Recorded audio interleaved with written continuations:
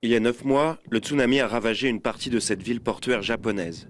À Ishinomaki, la reconstruction est loin d'être terminée et certaines personnes vivent encore réfugiées au premier étage de leur habitation.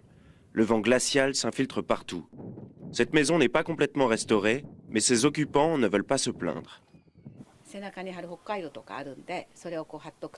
Les bénévoles m'ont donné des pansements chauffants. Il suffit de les coller dans le bas du dos pour avoir bien chaud. Donc même si l'hiver est très froid, je pense que tout ira bien. Contrairement à Hideko, la plupart des gens ont quitté leur foyer. Certains vivent dans les quelques 7000 habitats provisoires de la ville. Des préfabriqués, à l'extérieur du centre, souvent difficiles d'accès. Ishio Abe vit avec sa famille de 5 enfants dans ce 3 pièces depuis le mois de mai. Il ne se dit pas malheureux, mais aimerait savoir quand il pourra rentrer chez lui.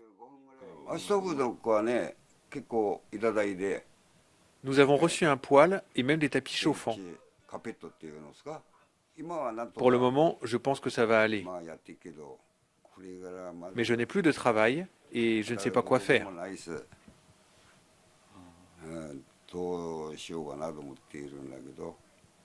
Ces logements sont à disposition des sinistrés pendant 2 ans.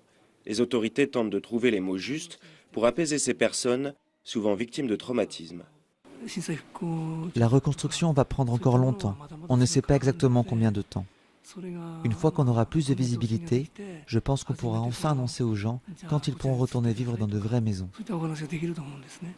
Dans ce quartier, une petite église improvisée organise des concerts.